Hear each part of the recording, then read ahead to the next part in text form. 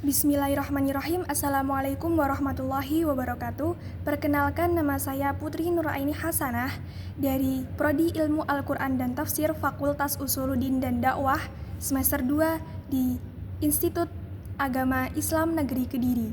Di sini saya akan menjelaskan beberapa materi yang telah disampaikan kepada dosen kami, yaitu dosen beliau Bapak Zainal Mutakin, Prodi Kajian Sanad.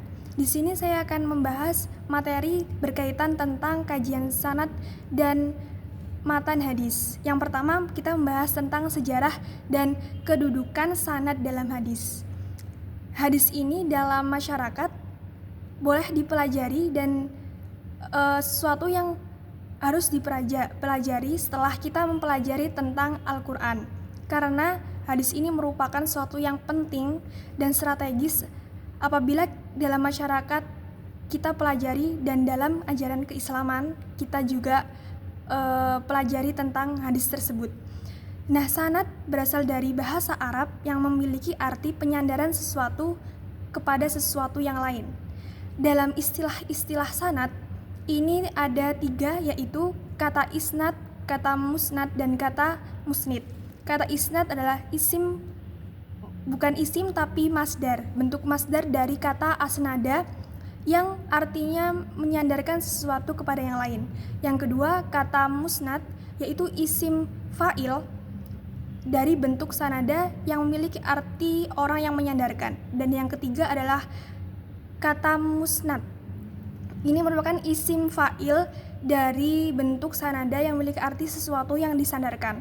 Nah, sejarah-sejarah sanad ini adalah waktu Islam, sebelum Islam sudah ada asal-usul sanad yang dipergunakan oleh bangsa Yahudi dan sudah terdapat dalam kitab Yahudi. Juga dalam masyarakat jahiliyah ini sudah menuturkan silsilah dan syariat-syariat metode sanad ini. Jadi mereka sudah mempergunakan metode sanad ini. Dan setelah Islam muncul dan datang, sanad dalam hadis ini jauh lebih metodologis dalam penggunaan periwayatan hadisnya. Nah, ada beberapa unsur yang harus dijaga kevalidannya. Yang pertama adalah rijal al-sanad. Yang kedua adalah ittisal arwat. Yang ketiga adalah tahammul wa al-ada. Ketiga unsur ini harus menjadi satu kesatuan agar bisa mengantarkan kepada matan hadis. Sehingga apabila ketiga unsur ini tidak ada, maka matan hadis itu tidak bisa dipertanggungjawabkan. Apakah hadis ini benar-benar dari Nabi Muhammad SAW? Nah, materi yang kedua yaitu tentang kajian sanad dan matan hadis dalam metode historis. Nah, sanad di sini juga memiliki arti keseluruhan rawi dalam hadis dengan sifat dan bentuk yang ada. Gambaran dari sanad misal Ubaidullah ibnu Musa sampai ibnu Umar radhiyallahu an. Nah, itu adalah sanad. Dan selanjutnya ialah matan hadis, lalu perawi. Nah, apa sih bahasa matan itu secara bahasa? Yaitu suatu muka jalan atau tanah yang keras dan tinggi. Nah, menurut istilah ialah bunyi atau kalimat yang dalam hadis itu disebut isi riwayatnya. Jadi, apakah hadis tersebut berbentuk qauli, perkataan, perbuatan, atau ketetapan dari Rasulullah SAW? Nah, dalam meneliti matan ini ada beberapa jenisnya. Yang pertama adalah meneliti matan dengan melihat kualitas sanadnya. Yang kedua ialah kita harus meneliti susunan matan yang semakna. Dan yang ketiga adalah meneliti kandungan matannya. Dan selanjutnya perkembangan dan pengaruh sanad dalam hadis ini dalam gejala umum dapat diklasifikasikan bahwa jumlah tingkatan sanad dalam sahabat pada masa sahabat itu lebih sedikit daripada tingkatan masa tabi'in. Seterusnya, pada tingkatan masa tabi'in itu lebih sedikit daripada masa tabi'in dan seterusnya sampai pada tingkatan jumlah yang lebih banyak.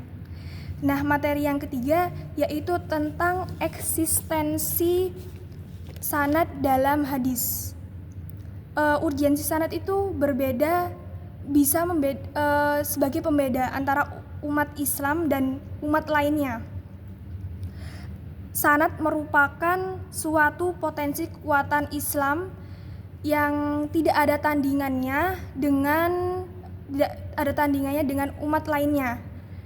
Jadi ajaran Islam itu dapat steril dari bentuk-bentuk perubahan, infiltrasi, dan pemutarbalikan.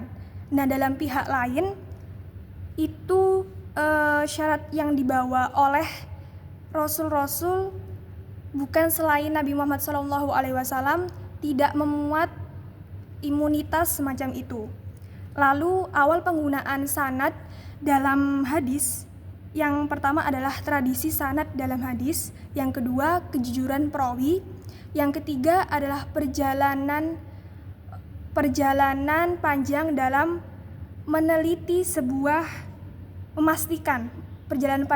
memastikan sanad tersebut. Yang keempat ialah perkembangan studi sanad. Yang kelima, kritik terhadap pandangan orientalis. Dan ada juga usaha-usaha yang telah dilakukan oleh para ulama dan muhaddisin. Yang pertama adalah beliau berupaya secara maksimal, selektif, dan keseriusan beliau dalam menganalisis sanad dan mengkaji sanad lebih dalam lagi. Sanad dan hadis maudhu'i. Kontribusi kritik sanad sangatlah signifikan dalam membongkar gambaran makar terhadap hadis.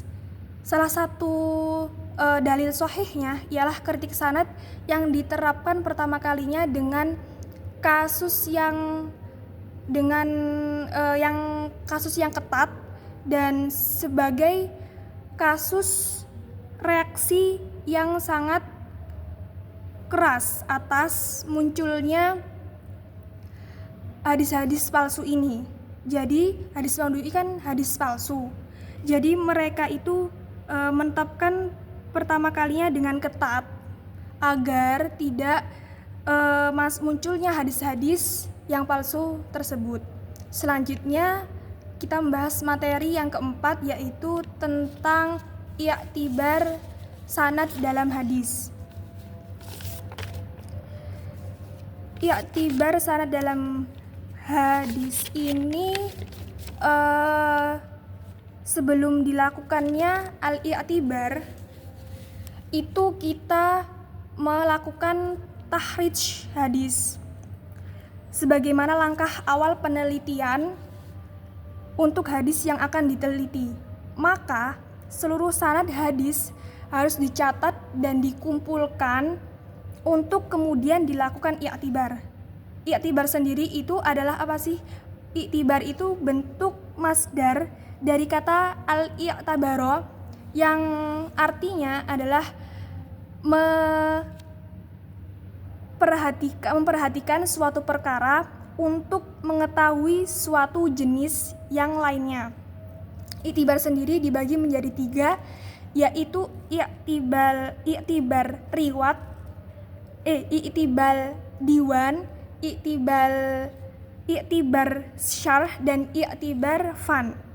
I'tibar diwat ini mempunyai arti mengetahui informasi kualitas hadis dari kitab-kitab yang asli. Contohnya musannaf, musnad, sunan, dan sahih. Contoh kitabnya Sahih Muslim. Dan yang kedua adalah i'tibar syarh. I'tibar syarh ini mengetahui kualitas informasi kualitas hadis dengan kitab-kitab syarh, yaitu kutipan-kutipan hadis seperti kitab Riyadh al-Shalihin. Dan yang ketiga adalah i'tibar fan. I'tibar fan ini mengetahui informasi kualitas hadis dengan menelaah kitab-kitab kutipan hadis seperti tauhid, fikih yang nantinya akan memuat dan menggunakan hadis sebagai pembahasannya.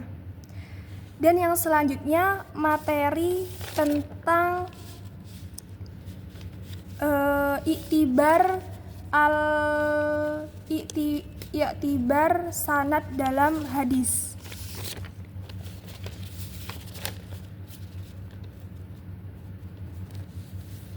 I'tibar sanad dalam hadis tadi adalah materi tadi, dan sekarang adalah kita membahas tentang kritik sanad hadis.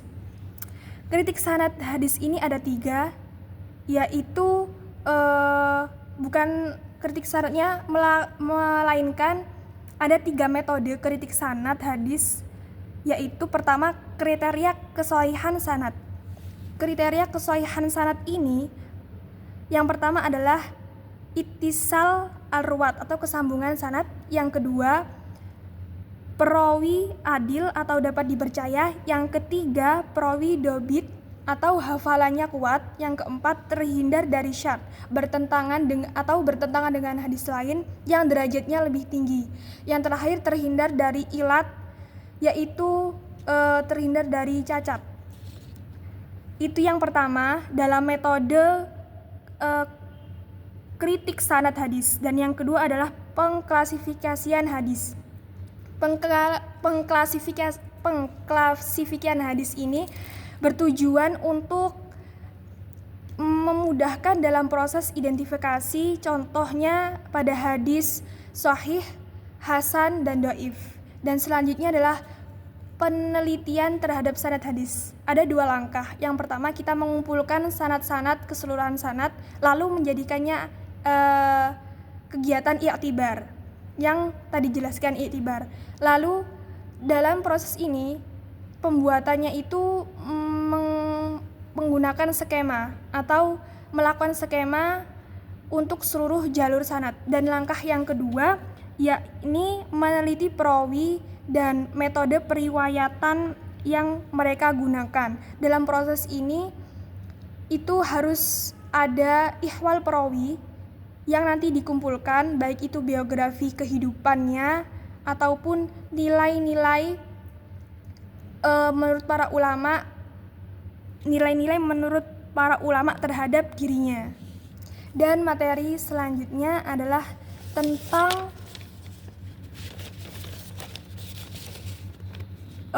teori terhadap syuhudi Ismail dalam kaidah kesohihan sanad.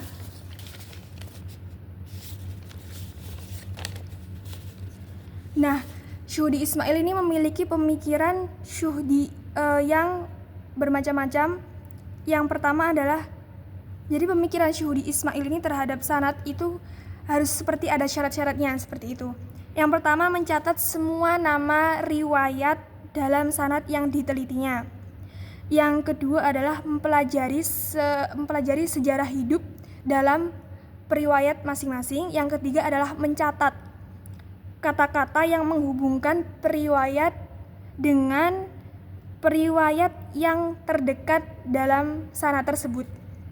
Nah, apakah kata-kata yang terpakai ini berupa hadasana, hadasani, atau akhbarona, atau kata-kata yang lain. Lalu dalam melakukan metode penyusunan buku kaidah dalam kesohihan sanad ini, syuhudi menyajikan 2 kaidah dalam mengkritikan kesohihan hadis tersebut. Yang pertama adalah min kaidah mayor yang berbagai syarat kesohihan hadis yang bersifat umum. Sedangkan metode minor yaitu unsur-unsur kaidah yang merupakan turunan dan penjelasan perincian dari kaidah mayor. Jadi perincian dari sebelum kaidah minor kan kaidah mayor. Itu adalah makna dari kaidah minor sendiri. Saya ulangi, kaidah minor ialah unsur-unsur kaidah yang merupakan turunan dan penjelasan terperinci dari metode mayor. Dan selanjutnya kita membahas tentang materi kedudukan sanad menurut para ulama klasik. Sanad di sini sangatlah penting karena sanad di sini bagaikan fondasi rumah yang tanpa bangunan. Bisa dibayangkan kalau maksudnya seperti ini. Saking pentingnya sanad itu sampai dinisbatkan bahwa fondasi itu seperti bangunan yang ada fondasinya. Bayangkan jika tidak ada fondasi dalam bangunan tersebut, pasti rumahnya akan roboh. Itu adalah sesuatu yang penting dalam sanad. Seperti juga ruh yang terdapat dalam sebuah badan kita masing-masing. Itu diibaratkan sanad ya dengan matan hadis. Sanad dengan hadis atau matan hadis. Hadis yang bersanad, yang sanadnya bersambung sampai Rasulullah SAW dan diyakini keadilan para perawinya, itu disebut dasar syariat dan sumber hukum. Para ulama sepakat bahwa menerima hadis itu merupakan kewajiban dan melakukannya adalah keharusan, dan sebaliknya menolaknya adalah suatu tindakan dosa. Nah, begitu materi-materi yang sudah saya sampaikan. Mohon maaf jika kurang tepat atau ada yang menurut kalian salah atau kurang lengkap. Mohon maaf dari saya jika ada kekeliruan dan mungkin menyakiti hati kalian. Mohon maaf. Billahi taufik wal hidayah. Wassalamualaikum warahmatullahi wabarakatuh. Saya Putri Nuraini Hasanah mengucapkan terima kasih.